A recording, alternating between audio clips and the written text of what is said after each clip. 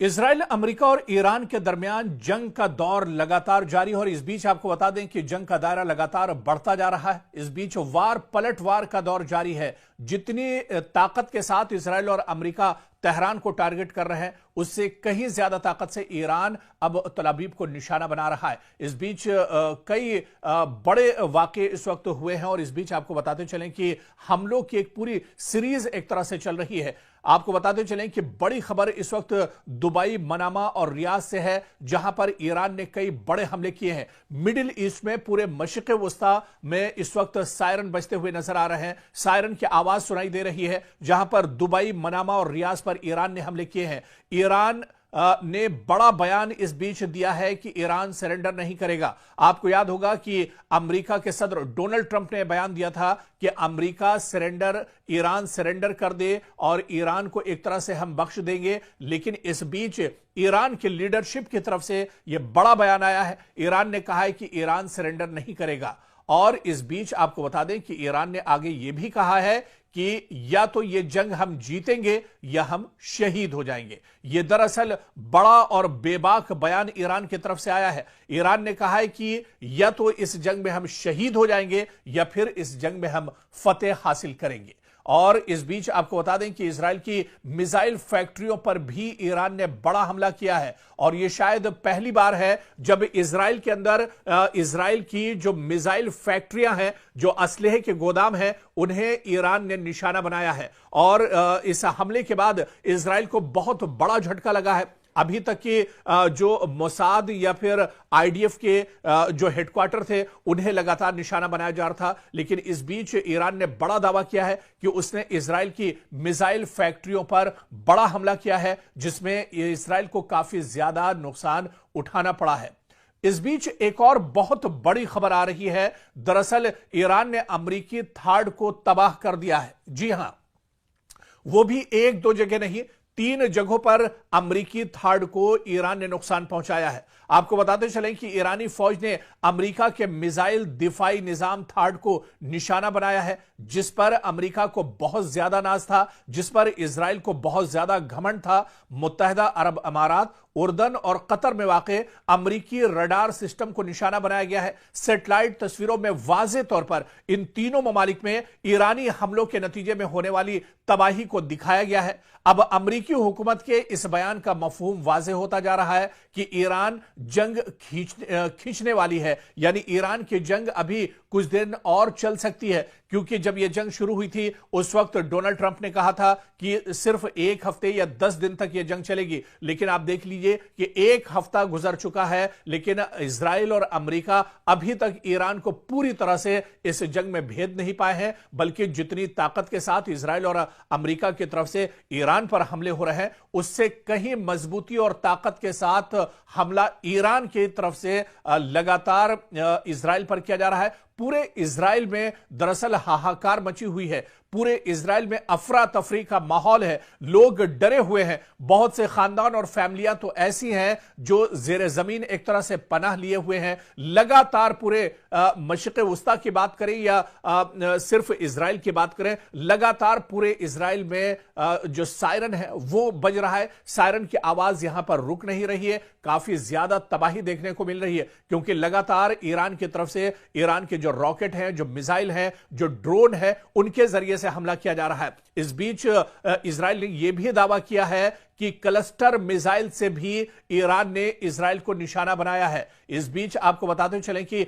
Iran ने भी कहा है कि शाहिद मिसाइल के जरिए उसने इजराइल पर हमला किया है। खुर्रम शहर 4 मिसाइल का भी इस्तेमाल अब एक तरह से ईरान कर रहा है। यह पहली बार है जब इस जंग में लेटेस्ट हथियारों का इस्तेमाल एक तरह से ईरान कर रहा है। शुरुआत में जो हमले इजराइल और तल अवीव की तरफ से के ऊपर ईरान की तरफ से हो रहे थे, उनमें दरअसल ईरान ड्रोन या फिर जो रॉकेट है या फिर जो पुराने मिसाइल थे, उनका इस्तेमाल एक तरह से ईरान कर रहा था। लेकिन अब जिस तरह से शाहिद मिसाइल, खुर्रम शहर 4 मिसाइल का इस्तेमाल लगातार किया जा रहा है, खैबर मिसाइल का इस्तेमाल किया जा रहा है, यह दरअसल ईरान की लेटेस्ट मिसाइल है जिसका इस जंग में पहली बार ईरान ने इस्तेमाल किया है। और शाहिद मिसाइल या खुर्रमशहर 4 मिसाइल दागने के बाद इजराइल के अंदर अफरा तफरी मची हुई है। इजराइल के अंदर काफी ज्यादा डर का माहौल बना हुआ है। इजराइल के अंदर चारों तरफ एक तरह से हाहाकार मचा हुआ है।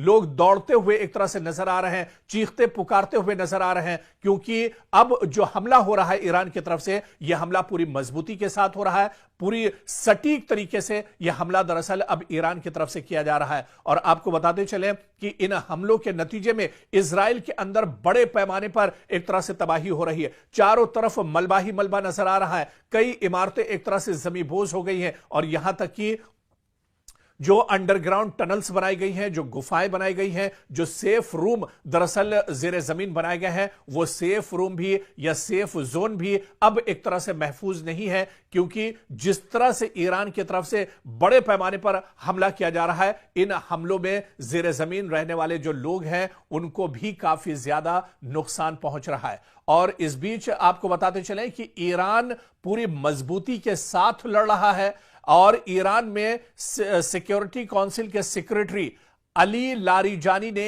एक्स पर दावा किया है कि मुझे इत्तला मौसूल हुई है कि मुताद्दिद अमरीकी फौजियों को ईरान की अफवाज ने कैदी बना लिया है। जी हां, यह बड़ा दावा दरअसल ईरान के बड़े लीडर अली लारीजानी की तरफ से एक्स पर बाकायदा उन्होंने लिखा है कि मुझे यह इत्तला मौसूल हुई है ईरान से कि मुताद्दिद अमरीकी जो फौजी हैं उनको ईरान की फौज ने कैदी बना लिया है और उन्हें एक तरह से यरगमाल बना लिया गया है। खुद अली लारीजानी ने एक्स पर यह बयान दिया है। और इस बीच वहीं पर ईरान के एक और बड़े leader foreign minister Abbas Araghchi के मुताबिक ईरान के इक़दामात में शिद्दत की जिम्मेदारी दरअसल अमेरिका पर आयद होगी। यानी जितनी शिद्दत के साथ ईरान पर हमला किया जाएगा उससे कहीं ज्यादा शिद्दत पर ईरान एक तरह से इजराइल और अमेरिका को यानी दुश्मन को जवाब देगा। और ऐसे में अब्बास अराक्ची ने साफ तौर पर अलल ऐलान यह बयान दिया है। उन्होंने कहा है कि अगर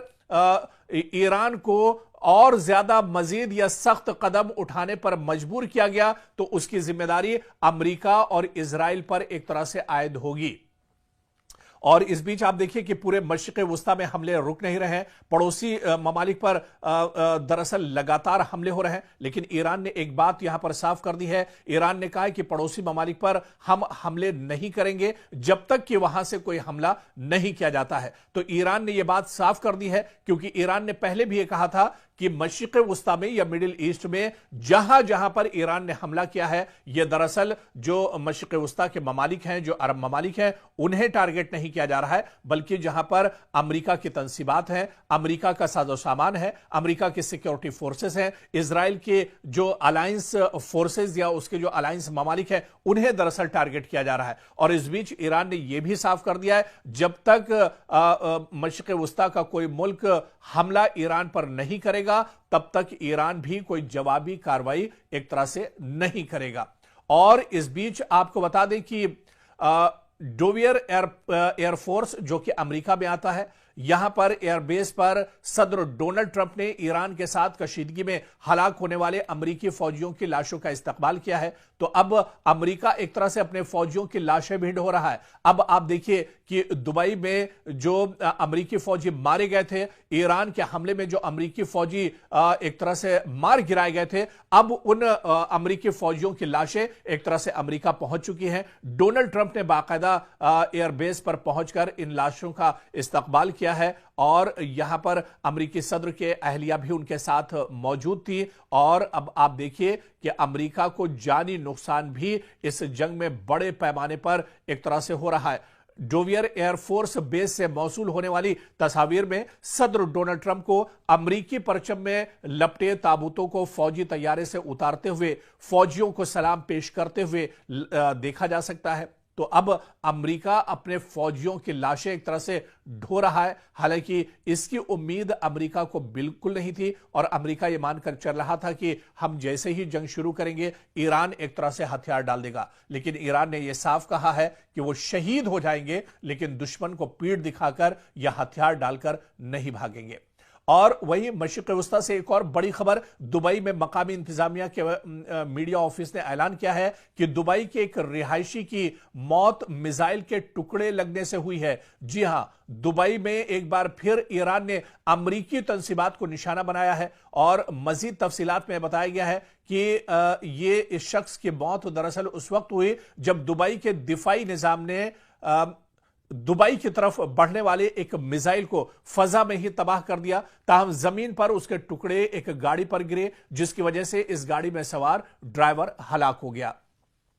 तो ईरान लगातार जहां जहां मशरिक़ वस्ता में अमरीकी तंसीबात हैं उन्हें निशाना बना रहा है। दुबई में यह लेटेस्ट हमला है जो ईरान की तरफ से किया गया है। और इस बीच सऊदी अरब से भी खबर है। सऊदी अरब की वजारत दिफा की जानिब से एक ऐलान में यह दावा किया गया है कि अल खुर्ज के करीब वाक़े शहजादा सुल्तान एयरबेस की जानिब एक बैलिस्टिक मिसाइल दागा गया। ताहम यह मिसाइल एक गैर आबाद इलाके में गिरा, जिसकी वजह से एयरबेस को कोई नुकसान नहीं पहुंचा है। तो अब इस पूरी जंग की धमक एक तरह से सऊदी अरब तक भी पहुंची है। सऊदी अरब में भी जहां जहां अमरीकी तंसीबात, अमरीका के एयरबेस है, उसे लगातार ईरान नुकसान पहुंचा रहा है। और वहीं बहरीन में अमरीकी फौजी अड्डे को मिसाइलों के जरिए ईरान ने निशाना बनाया है। ईरानी फौज का दावा है कि ईरान में पासदाराने इनकलाब की जानिब से जारी बयान में कहा गया है कि उन्होंने बहरीन में वाक़े एक अमरीकी फौजी अड्डे को मिसाइलों की मदद से निशाना बनाया है। तो बहरीन में भी लगातार जहां पर अमरीकी तंसीबात हैं, अमरीकी अड्डे हैं,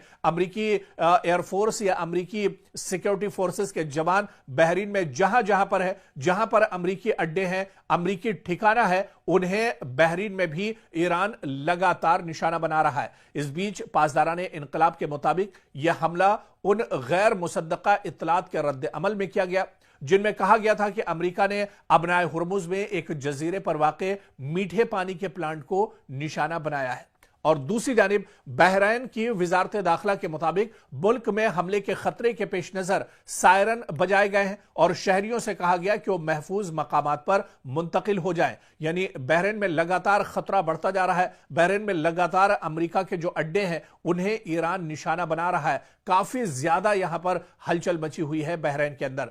और इस बीच आपको बता दें कि कतर से भी बड़ी खबर, जहां पर कतरी वजारत दिफा ने एक बयान में दावा किया है कि उसने कतर को निशाना बनाने वाले एक मिसाइल हमले को नाकाम बना दिया। तो कतर में, क्योंकि अल उदैद अमेरिका का सबसे बड़ा एयरबेस है और इसी एयरबेस पर कई बार ईरान ने हमला किया है, एक बार फिर से ईरान का मिसाइल अल उदैद एयरबेस की तरफ बढ़ रहा था, लेकिन कतरी वजारत ने अब तस्दीक की है कि जो मिसाइल के जरिए हमला किया गया था, दरअसल इस मिसाइल को नाकाम बना दिया गया है। कतर की वजारत दिफा के मुताबिक मुल्क के फजाई दिफाई निजाम ने इस मिसाइल हमले को रोकने के लिए कार्रवाई की है।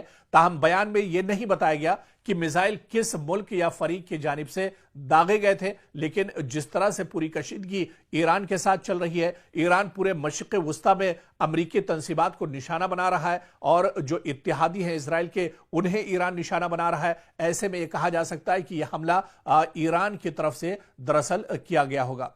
आप देखिए कि यह वाक़े ईरान के सदर मसूद पज़ेश्कियान के उस बयान के बाद पेश आया है जिसमें उन्होंने इस बात का इजहार किया था कि ईरान अपने पड़ोसी ममालिक पर उस वक्त तक हमला नहीं करेगा जब तक दूसरी जानिब से इस पर पहले हमला न किया जाए। और वहीं पर सऊदी अरब से एक और बड़ी खबर, जहां सऊदी अरब की फोर्सेस ने दारुल हुकूमत रियाज के सिफारती इलाके पर होने वाले ड्रोन हमले की कोशिश को नाकाम बना दिया है। आपको याद होगा कि रियाज में इससे पहले भी अमेरिका की एम्बेसी को निशाना बनाया गया था और एक बार फिर से उसी जगह को तेहरान की तरफ से निशाना बनाया गया। सऊदी वजारत दिफा के मुताबिक यह हमला ड्रोन के जरिए किया गया था, ताहम सिक्योरिटी फोर्सेज ने बर वक्त कार्रवाई करते हुए इसे नाकाम बना दिया है। और वहीं वजारत दिफा ने बाकायदा सोशल मीडिया प्लेटफॉर्म एक्स पर जारी बयान में कहा है कि इस वाक़े में किसी किस्म का माली नुकसान या शहरियों को कोई चोट नहीं पहुंची है, लेकिन मशरिक़ वस्ता में जहां जहां इजराइल और अमेरिका की तंसीबात हैं, इनके अड्डे हैं, उन्हें ईरान लगातार अटैक कर रहा है। और इस बीच आप देखिए कि इजराइल और अमेरिका की तरफ से ईरान पर भी पलटवार किए जा रहे हैं। ईरान में पहली बार ईरान के अंदर जो ऑयल रिफाइनरी है, ऑयल डिपो है, उसे इजराइल ने निशाना बनाया है और इस हमले के बाद एक बड़े इलाके में धुआं उठता हुआ दिख रहा है।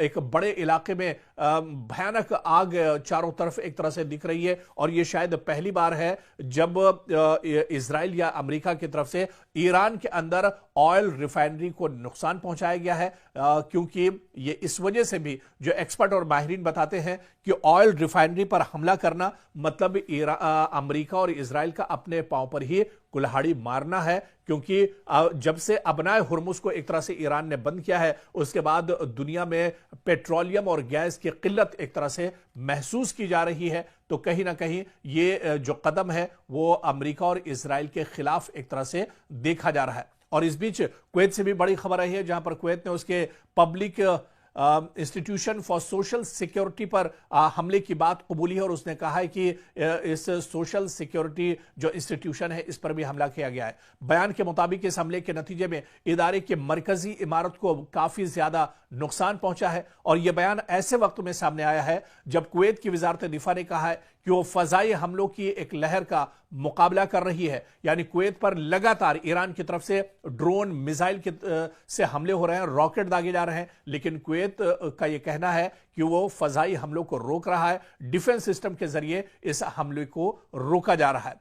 वहीं वजारत दिफा ने शहरियों से अपील की है कि वो हिफाजती हिदायत पर सख्ती से अमल करें और हुक्काम की तरफ से जारी करदा हिदायत को नजरअंदाज न करें। इस बीच एक और बहुत बड़ी खबर नॉर्वे से आ रही है। नॉर्वे की पुलिस के मुताबिक दारुल हुकूमत ओस्लो में अमरीकी सिफारत खाने के करीब एक जोरदार धमाके की आवाज सुनाई दी है। पुलिस ने एक बयान में कहा है कि फिलहाल यह वाजे नहीं हो सका कि धमाका किस वजह से हुआ या इसमें कौन मुलविस हो सकता है। बयान के मुताबिक पुलिस सिफारत खाने के साथ राब्ते में है और अब तक किसी शख्स के जख्मी होने की कोई इत्तला नहीं मिली है। हुक्काम का कहना है कि मजीद मालूमात सामने आने पर एक तरह से जानकारी साझा की जाएंगी। इधर इजरायली फौज का कहना है कि ईरान ने इजराइल की जानिब कई मिसाइल दागे हैं। रात के वक्त यह हमला किया गया है और इजराइल के फजाई दिफाई निजाम इन मिसाइलों को इंटरसेप्ट करने के लिए लगातार काम कर रहे हैं। फौज के बयान के मुताबिक हाल ही में ईरान से इजरायली इलाके की तरफ मिसाइल लॉन्च किए जाने की निशानदेही हुई है, जिसके बाद दिफाई निजाम को फौरी तौर पर फाल कर दिया गया ताकि इन हमलों को रोका जा सके। हुक्काम का कहना है कि फजाई दिफाई निजाम आने वाले मिसाइलों को तबाह करने की कोशिश कर रहा है और सूरत हाल की मुसलसल निगरानी की जा रही है। लेकिन इस बीच आपको बता दें कि भले ही इजराइल की तरफ से यह दावा किया जा रहा है कि उसका डिफेंस सिस्टम ईरान से आने वाले मिसाइल और ड्रोन को रोक रहा है, लेकिन इसके बावजूद इजराइल के अंदर काफी ज्यादा तबाही है और सबसे ज्यादा जो तबाही इजराइल के अंदर देखने को मिल रही है वो तल अबीब में काफी ज्यादा तबाही हुई है, हैफा शहर में काफी ज्यादा तबाही हुई है, यौमे बैत जो शहर है इजराइल का वहां पर काफी ज्यादा तबाही हुई है। बल्कि जो सबसे ज्यादा तबाही हुई है वो दरअसल एक तरह से देखिए तल अबीब में हुई है, जहां पर लोग अब अपने आप को महफूज नहीं कर रहे हैं। जो दावे इजराइल की तरफ से किए जा रहे थे, बिन्यामिन नेतन्याहू की तरफ से दावे किए जा रहे थे कि वो ईरान को मुंहतोड़ जवाब देंगे, वो ईरान के किसी भी हमले को एक तरह से नाकारा बना देंगे, तो एक हफ्ता गुजर चुका है और इस एक हफ्ते के बाद भी आप देखिए कि लगातार ईरान लगातार स्ट्राइक कर रहा है, ईरान लगातार मशरिक़ वुस्ता को निशाना बना रहा है, ईरान लगातार इजराइल पर हमले कर रहा है और इन हमलों का तोड़ या जवाब अमेरिका और इजराइल दोनों के पास अभी तक नहीं है।